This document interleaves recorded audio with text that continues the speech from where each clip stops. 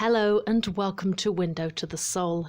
In this tutorial series, I will be going through various aspects of tarot to assist your understanding as both reader and querent. Rather than simply running through the basic and well-known interpretations of the cards, it is my intention in this series to give you more detail, more depth, and more understanding, and so these tutorials will assume that you already have a basic understanding of tarot and the fundamental meaning of each card. If you would also like to see a beginner's program, please do let me know in the comments and I'll add that to my list.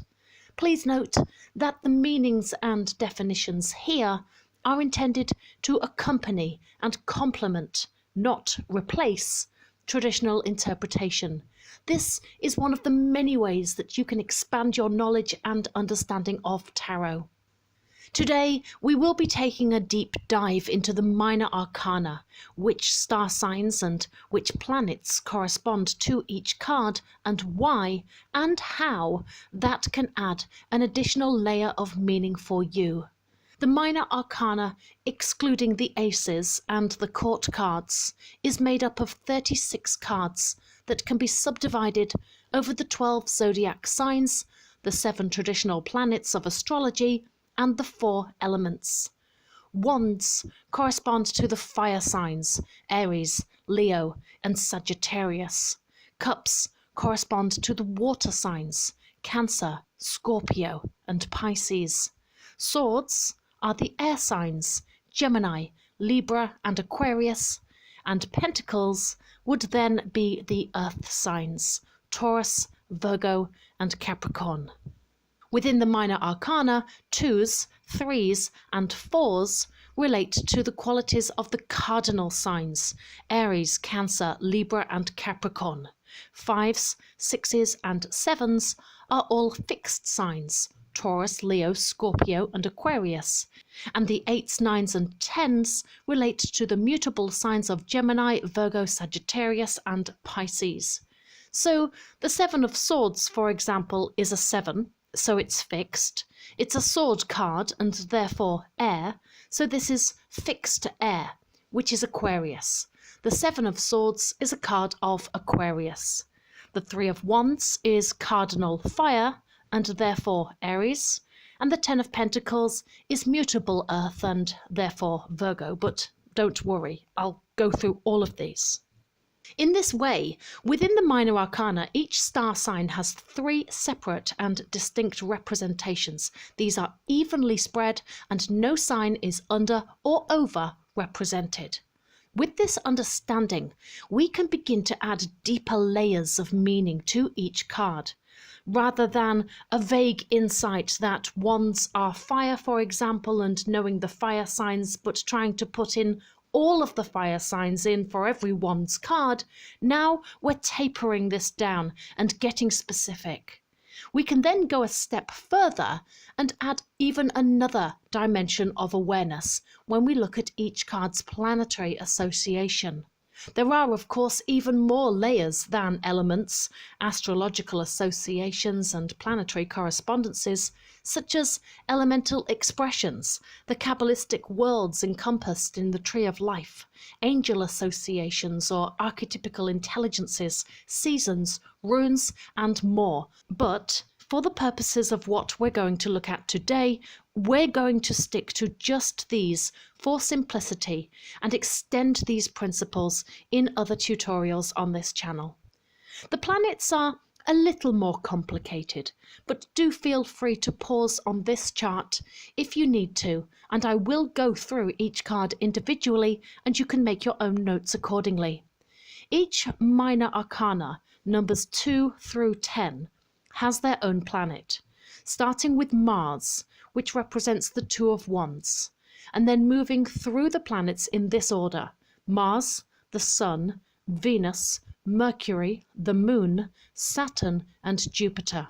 These are the 7 traditional planets of astrology. This pattern repeats 5 times, plus 1 more Mars, which lands on the final decan, which is the 10 of Cups.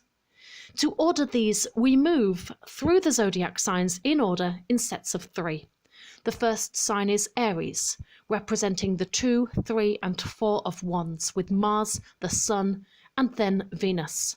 Taurus is the second sign of the zodiac, with the 5, 6, and 7 of Pentacles being Mercury, the Moon, and Saturn.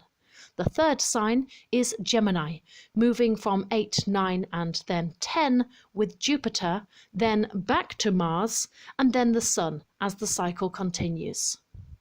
This chart shows everything I have explained here, but I will move through each card individually so we can explore together what additional information we can glean from each when we add the element, the star sign, and the planet. And we don't even have to commit to memory each individual card when we understand the patterns in play here. We'll start at the beginning with the 2 of Wands, which is cardinal fire, Aries, and the planet Mars. The entire suit of wands relates to fire and the archetypal spiritual world. Fire illuminates and inspires and acts on instinct with an insatiable lust for life. Cardinal energy reflects the beginning, leadership, and initiation. The cardinal signs of Aries, Cancer, Libra, and Capricorn all spearhead the beginning of a season. Aries kicks off spring, Cancer starts summer, Libra begins fall or autumn, and Capricorn is the first winter sign. The 2 of Wands is Aries, the beginning, a bold, passionate, assertive sign of the self. Mars is a warrior by nature, ruling over courage, bravery, leadership, physical strength, and confidence. So we can look at the 2 of Wands, a card of future planning, progress, decisions, and discovery, and then add all of these additional layers. The inspiration of fire, the cardinal energy of initiation, the bold and direct approach of Aries, and the courage and confidence of Mars. And now we have something far more multifaceted to work with. The main card's interpretation gives us the what, i.e. planning and progress. But the element, star sign, and planet gives us the how. How is this planning and progress being delivered or expressed? In a bold, direct, go-get-and-fire starter fashion. It's also worth bearing in mind that for this particular card, we have a perfect combination in the form of Aries and Mars. Since Mars is the ruling planet of Aries, this only strengthens this card, but a combination as such is certainly not the case for all the minor arcana. In fact, many feature combinations that are in detriment, which can be extremely significant. We'll get to those in due course. The 3 of Wands bears many similarities. As with the 2, the 3 of Wands is of course still fire energy. It's also still a card of Aries, and it's still cardinal. It's only the planet that changes, but that changes so much, and this is why including the planets is, in my opinion, so important. For the 3 of Wands, instead of Mars, now we're dealing with the Sun, which lends itself to the seeing and knowing interpretation of the card. The Sun encourages creativity and originality and gives life and energy. It's far less confrontational than Mars and brings a different kind of strength through enlightenment. Knowing the planets plays nicely into card combinations, such as, say, the 7 of Swords, which represents fixed air, the moon in Aquarius. In its natural state, this card deals with what is hidden, as it rests in the light of the moon. However, if a card like this is then clarified or even next to a sun card like the 3 of Wands, the light of the sun trumps the moon, exposing what was hidden for all to see. Card combinations will be the subject of another tutorial on this channel, so we will explore concepts like this in far more detail another time. The 4 of Wands, as with the 2 and 3, is still cardinal, still fire, still Aries, but so much changes now since the planet of Venus, comes into play.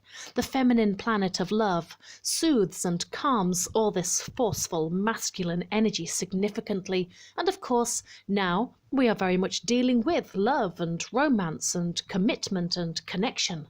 But do remember, the cardinal fire and Aries energy is still here. This is still bold, still direct, and decisive in matters of love.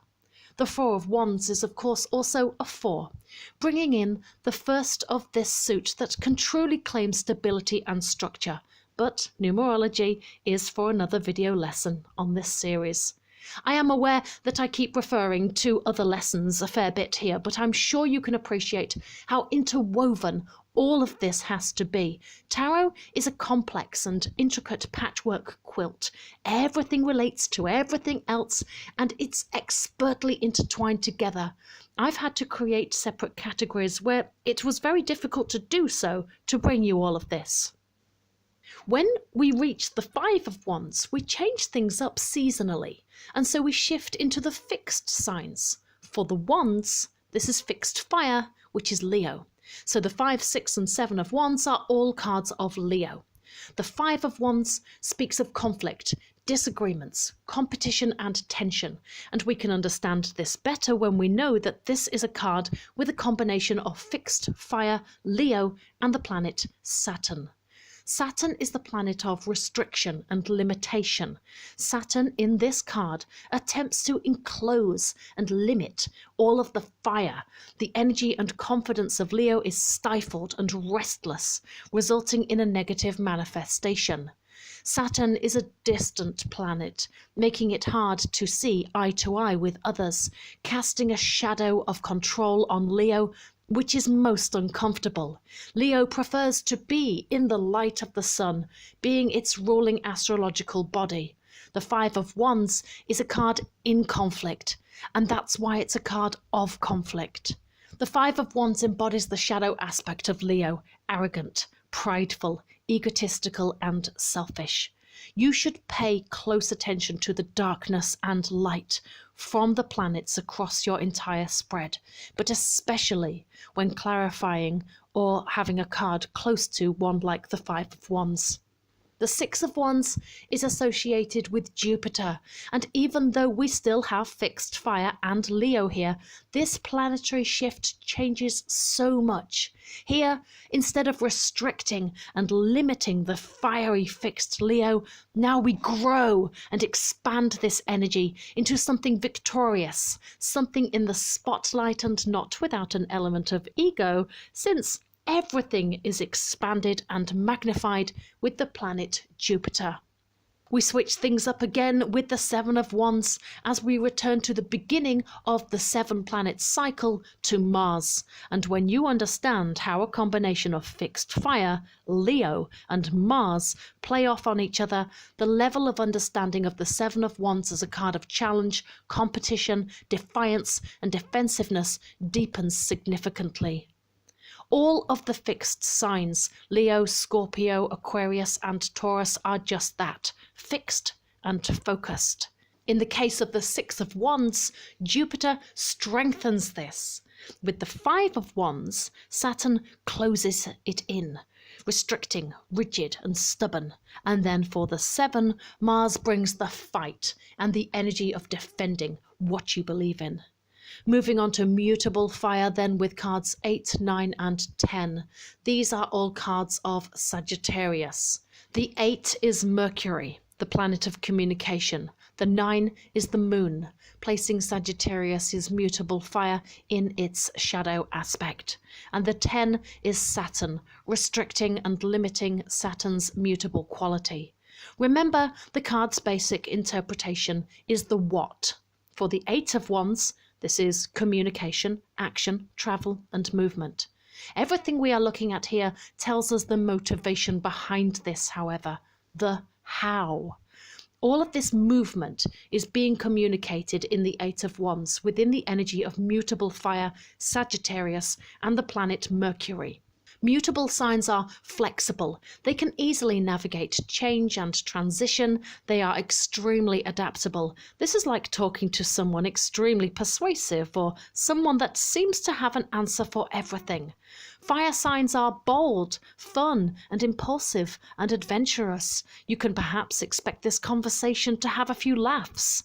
Now, we not only see that the Eight of Wands means someone wants to talk, but we understand how they will approach this and what motivates said communication. The Eight of Wands is an overt card of communication, even if you were not aware that its ruling planet is Mercury. But it is worth remembering that there are other cards associated with Mercury, and you can bring in communication, thought, or intellect into the card's meaning when you pull these. These cards would be the Magician, the Lovers, and the Hermit, believe it or not, but that's for a major arcana video.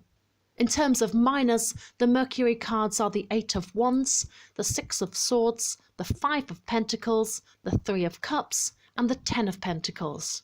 Some of these are in detriment, and the nature of communication therefore differs and can even be stifled, leaving a yearning to speak, but perhaps the inability to express yourself. They can also speak of thoughts running through the mind. I think by now you get the idea of how the cardinal, fixed, or mutable qualities, plus the sign, plus the planet, changes things dramatically. I will continue to run through the rest of the minors, but from here on in, I'll only add things for each card where I believe it is noteworthy and not necessarily obvious. Moving on to the cups then, starting with the two, back to the cardinal signs. Cups are water, so the Two of Cups is cardinal water, which is the sign of Cancer. In its light aspect, Cancer is nurturing, giving, supportive and emotionally stable. In its shadow aspect, Cancer is overly emotional, emotionally manipulative, possessive and jealous.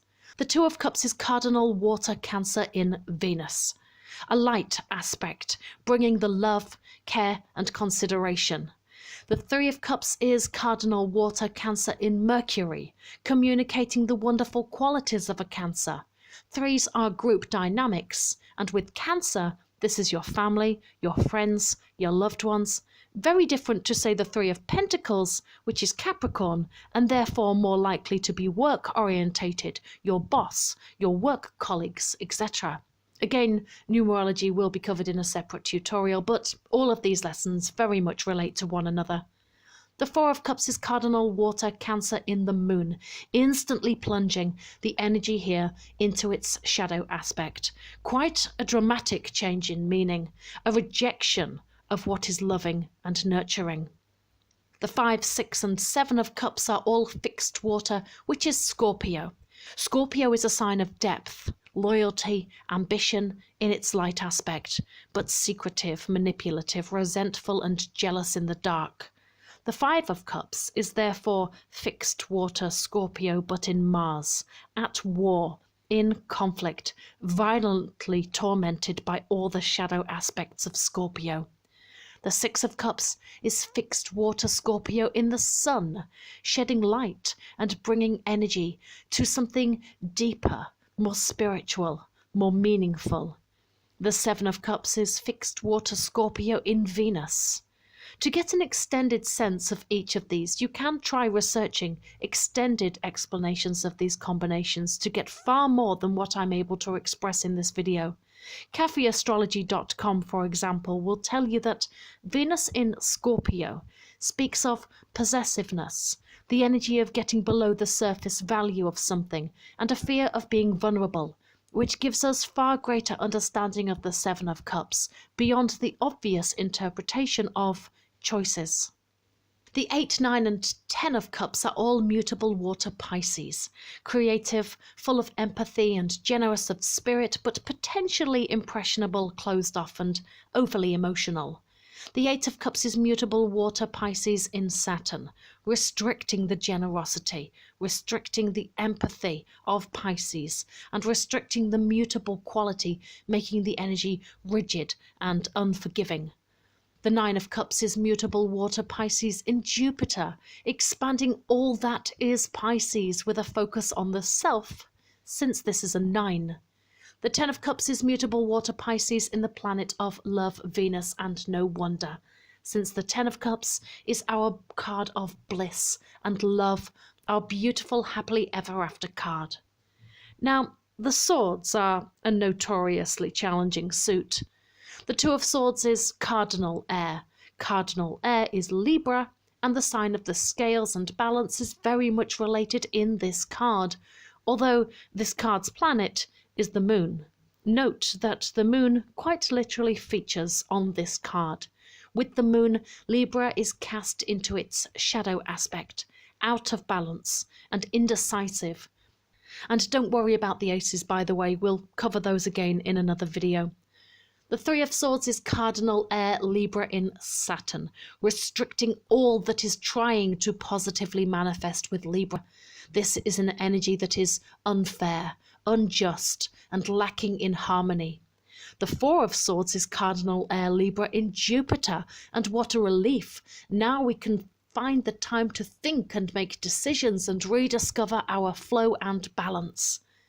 Moving to the 5, 6, and 7 then, we are now dealing with fixed air, which is Aquarius, assertive, original, independent, and humanitarian. The 5 of Swords, however, is fixed air in Aquarius in Venus, which reflects a love of the self and self-respect, magnifying the defiance of Aquarius, often not doing what others may want or hope, going their own way, not playing the game, which sheds some light on which of the characters in this card we should perhaps be paying attention to. Maybe we shouldn't be looking at the person in the foreground, but instead the people walking away, the people refusing to engage. If someone is using sharp words and trying to win, it would be very characteristic of an Aquarius to simply choose not to play this game. Unlike, say, Leo in the 5 of Wands, who may secretly love getting involved in the drama, Aquarius would simply turn their attention to something they do love, something else that brings them the joy that Venus represents, in search of something on the same intellectual page. The 6 of Swords is fixed air, Aquarius in Mercury, that independent energy of refusing to engage in something that is not for you, even something you perceive to be beneath you perhaps. The energy is still there, but Mercury brings the potential for communicating this truth, or at the very least, dwelling on it in the mind. Pay careful attention to the cards clarifying and around any Aquarius card. This includes the star in the major arcana, as Aquarius is a sign that can speak of what is unconventional, unique, and unexpected. All the Aquarius cards seem to be guided towards something else, but in a rather different way. The 7 of Swords is an infamous card, fixed air, Aquarius in the shadow of the moon, cold, detached, deceptive, aloof, inconsistent, and hard to reach emotionally, which speaks volumes regarding the lack of empathy you might expect from a person this card may represent. The 8, 9, and 10 of Swords are then mutable air, Gemini, mercurial, intellectual, of the mind, and spontaneous, but also potentially unreliable, flighty, indecisive, and overthinking. The 8 of Swords is mutable air, Gemini in Jupiter, but this is a card of self-imposed restriction, imprisonment, and victim mentality, I hear you cry, and Jupiter is good luck and expansion. How can this be? Well, Gemini is known to be objective, curious, and multifaceted, while Jupiter deals in absolutes, and this conflict can lead to a paralysis of sorts, of both the mind and the body. Jupiter pushes Gemini energy to think deeply and focus their attention, which can lead to burnout and be overwhelming for Gemini energy. This is not the crossroads of, say, the 2 of Swords level of indecisiveness.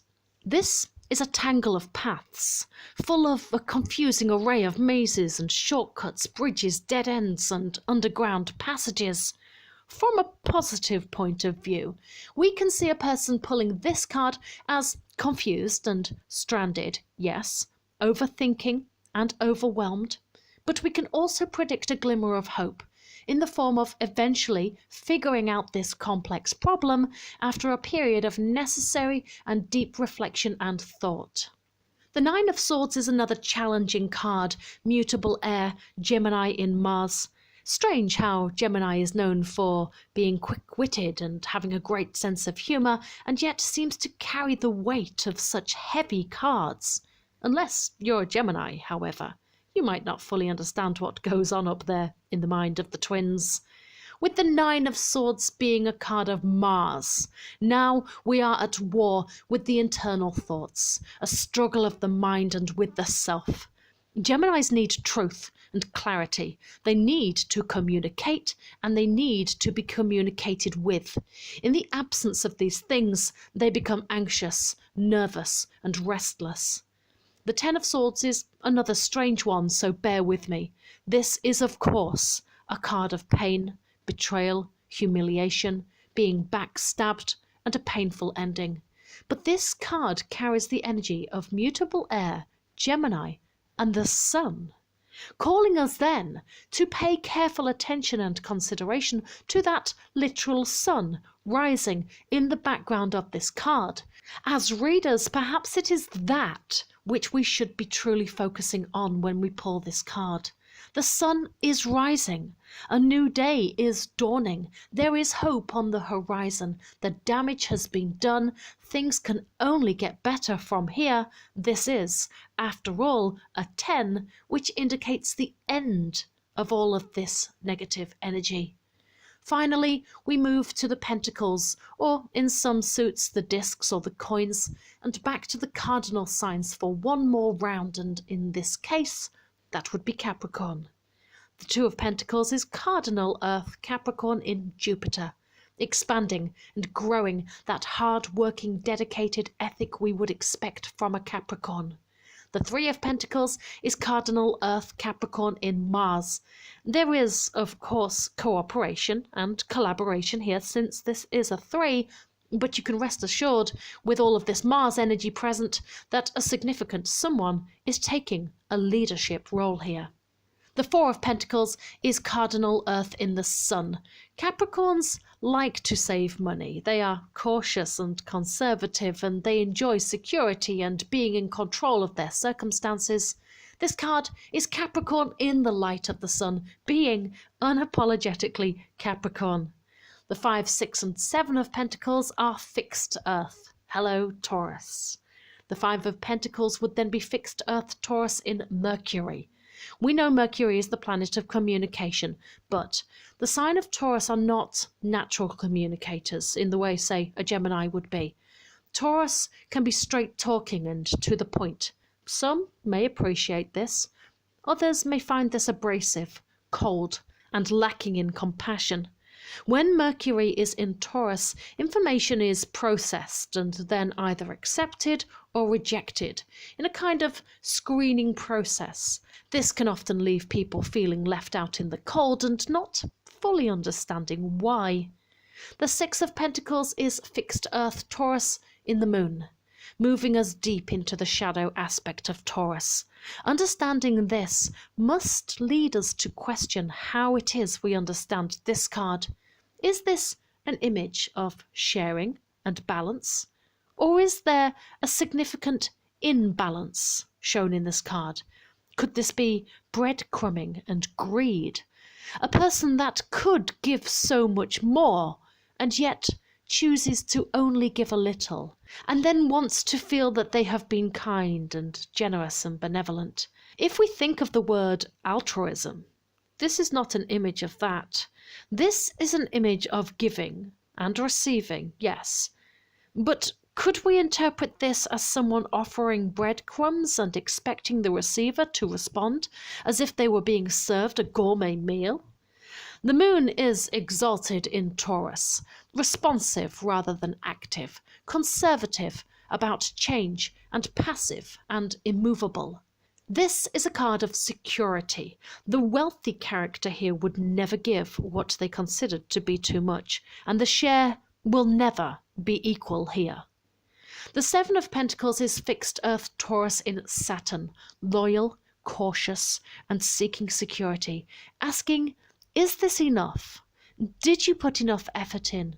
Did you spend enough time on this?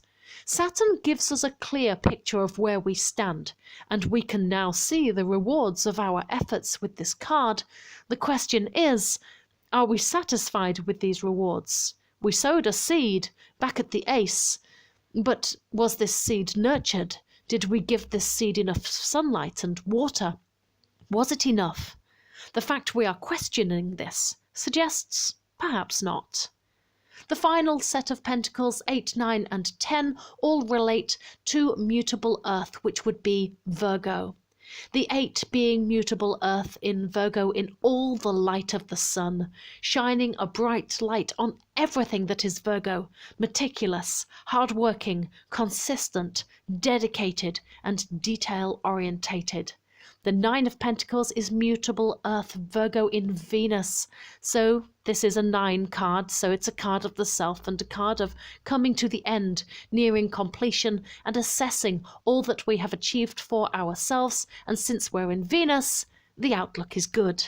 We love ourselves. We're proud of what it is we have achieved. We are assured, confident, and secure. We don't need anyone or even anything else.